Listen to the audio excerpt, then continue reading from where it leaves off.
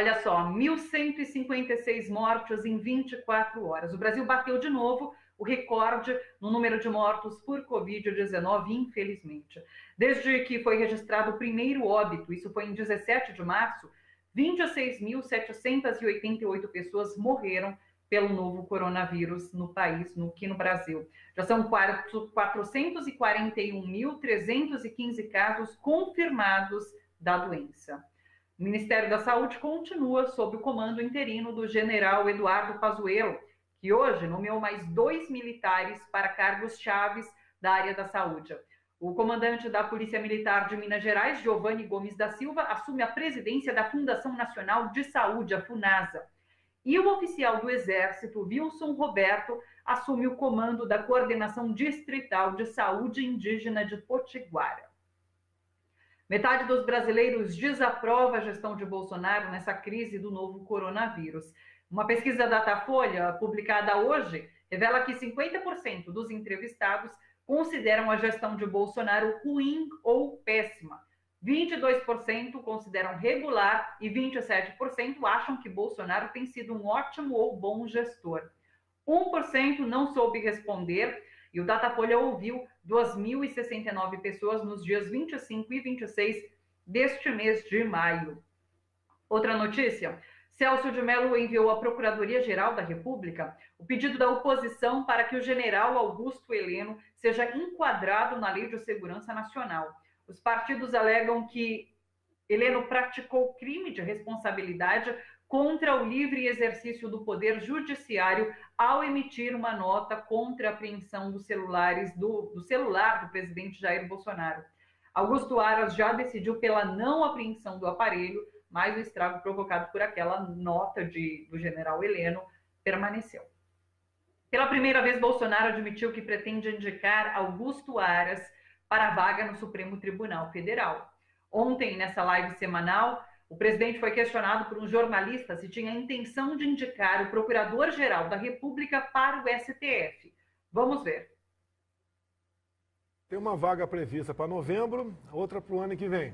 Tá? O senhor Augusto Aras, nessas duas vagas, deixe bem claro, não está previsto o nome dele. Eu costumo dizer que eu tenho 3 nomes, que não vou revelar, que eu namoro para indicar para o Supremo Tribunal Federal. Um vai ser evangélico. É um compromisso que eu tenho com a bancada evangélica. Sobre o Augusto Aras, se aparecer uma terceira vaga, eu espero que ninguém ali desapareça, né? Mas o Augusto Aras entra fortemente na terceira vaga aí.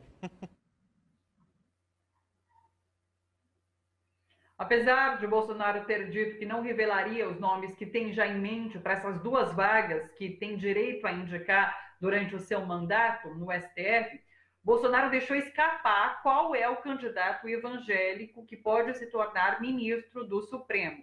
É André Mendonça, que é o atual ministro da Justiça. Vamos ver o trecho.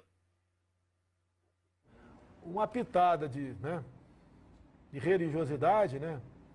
De cristianismo, no meu entender, é muito bem-vindo. Tem pautas lá, por exemplo, que faltou, no meu entender, a um ministro lá defender a luz, né, da sua crença. Por que não? Por que não? Você fala a questão de família, por exemplo, que é muito comum, tá?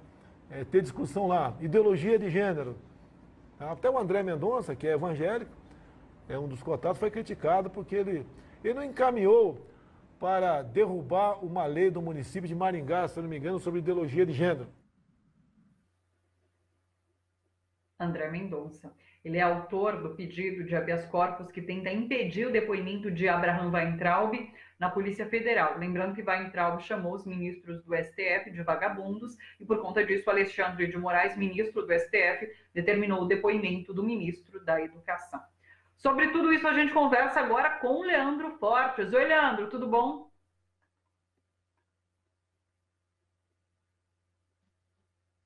Tudo certo também, Leandro. Leandro, eu queria começar nossa conversa falando sobre essa questão das indicações ao STF, e daí tem uma outra notícia que encaixa direitinho com essa discussão.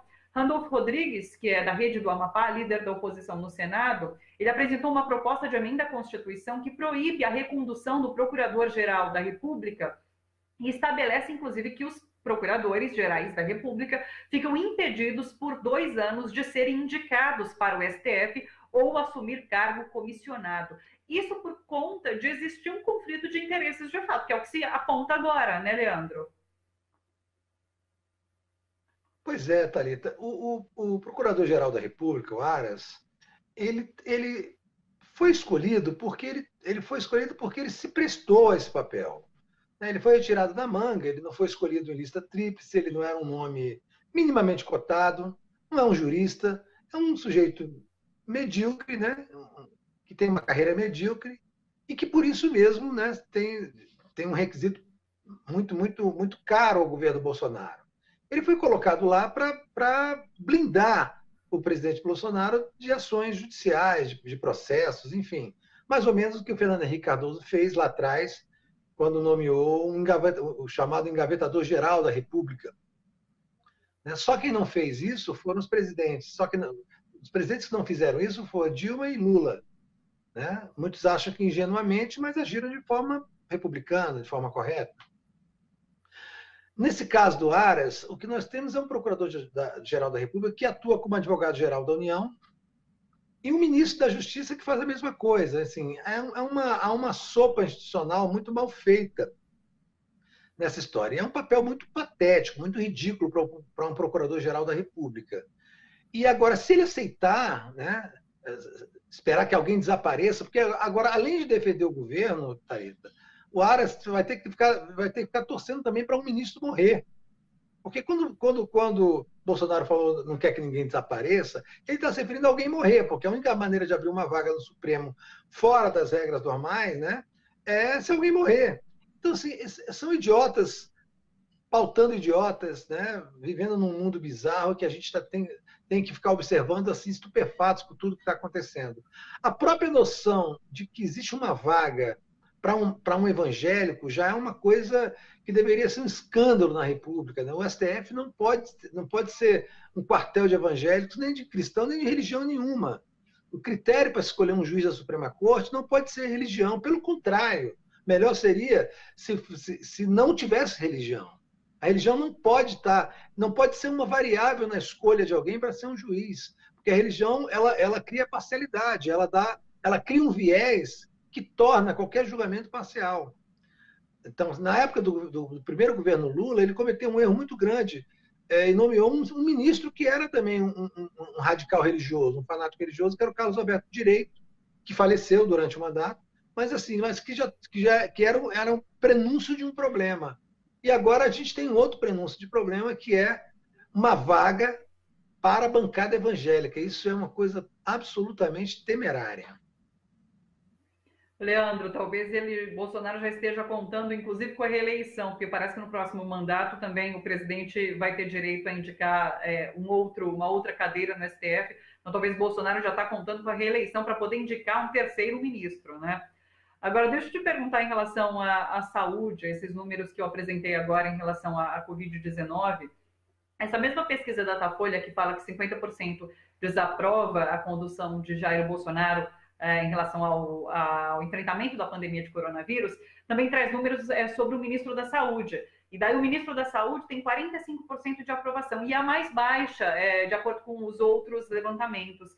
Mandetta tinha por volta de 70% de aprovação, Taixe 55%, e agora o ministro interino com 45%. Na minha opinião, que ainda é alto, tendo em vista que a gente não ouve falar em ações de combate ao coronavírus, só de indicação de novos militares para a pasta. Thalita, do ponto de vista prático, nós não temos ministro da Saúde. O Brasil está no meio da pior pandemia da história da humanidade, está no seu terceiro ministro da Saúde, mas não tem ministro da Saúde. Ele é um ministro interino que ele está utilizando o cargo para empregar colegas de farda. Já são 15, né, militares dentro do Ministério da Saúde. Isso não é critério de trabalho para nada. Assim, não há nenhum plano, nenhuma ação, não há nenhuma medida, não há nenhum conceito. Ele é incapaz de fazer uma declaração nobre sobre o tema da pandemia, para acalmar a população, para lançar esperança sobre os tratamentos, nada.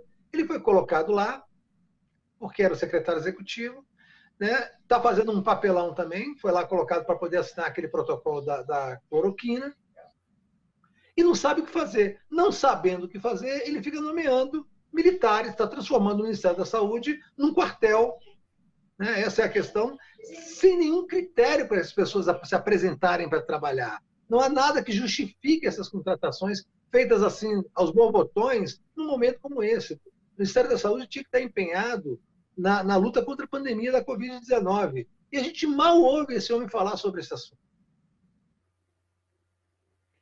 Falando ainda em pandemia de coronavírus, a situação do Rio de Janeiro, que também é muito complicada. A gente viu durante essa semana a operação da Polícia Federal no Rio, que teve mandatos, inclusive, de busca e apreensão contra o governador Wilson Witzel, e a notícia que espanta é de que 7 hospitais de campanha que deveriam ser construídos no Rio de Janeiro, apenas um foi construído e funciona parcialmente, de forma bastante precária.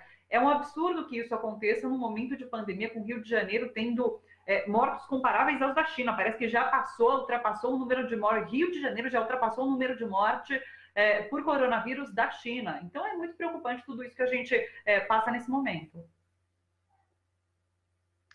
O Amazonas, por exemplo, Thalita, já tem a prevalência de doença maior do que a França, que é um dos países mais atingidos pela Covid-19 na Europa.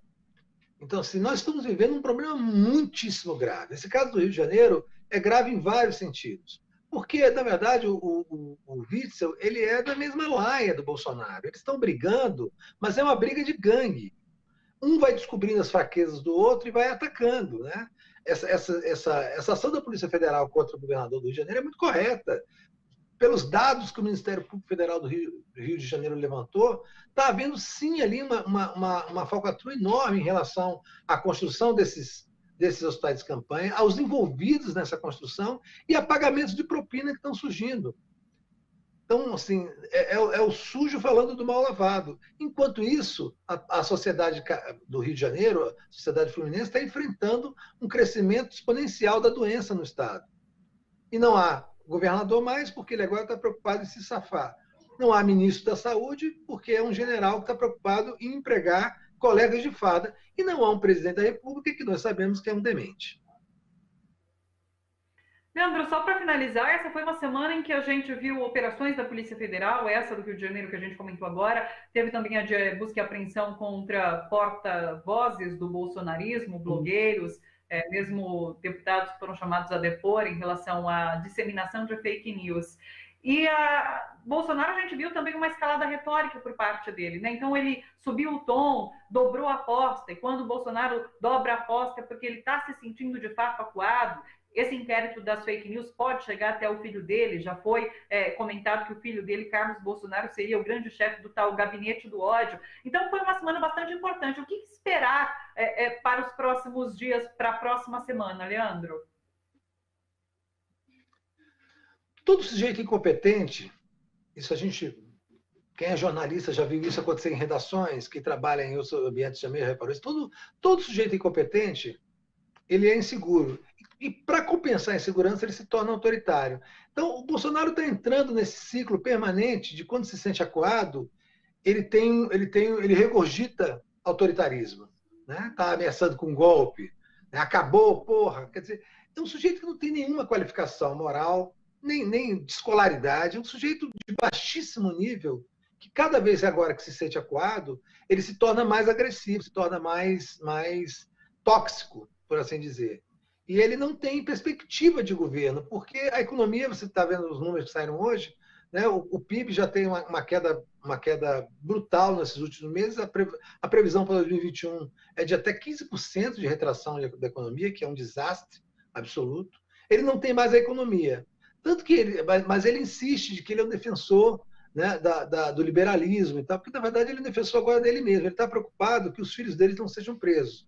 Porque essa operação da fake news, ela vai chegar na família. Se ela for correta, ela vai chegar. Por isso que há tanta preocupação. Por isso que ele colocou o ministro da Justiça e o procurador-geral da República para tentar embarrar esse inquérito. E o Supremo Tribunal não se curvou. Então, ele coloca o general Heleno, que é um outro idiota, para ficar ameaçando a sociedade com um golpe de Estado. Que vocês vão ver o que vai acontecer, não mexam conosco e tal. É porque ele está inseguro, né? Ele não tem nenhuma segurança, ele não tem base parlamentar. o Congresso ainda ter sido muito leniente com ele, mas ele não tem braço. E, assim, e essa pesquisa da Datafolha, 50% é de ruim e péssimo, mas tem 22% de regular, ou seja, na verdade, só tem 20 e poucos por cento de pessoas que estão gostando desse governo. E quanto mais ele caminha para o abismo, mais gente cai para o lado do ruim e péssimo nessas pesquisas. Então, ele está se pegando ao que ele pode, está se pegando ao autoritarismo, ele está se pegando ao medo que as pessoas ainda têm no Brasil de um golpe militar, que não vai acontecer. Leandro, beijo para você, bom final de semana, se cuida por aí. Grande beijo, bom fim de semana para você e para todos aí.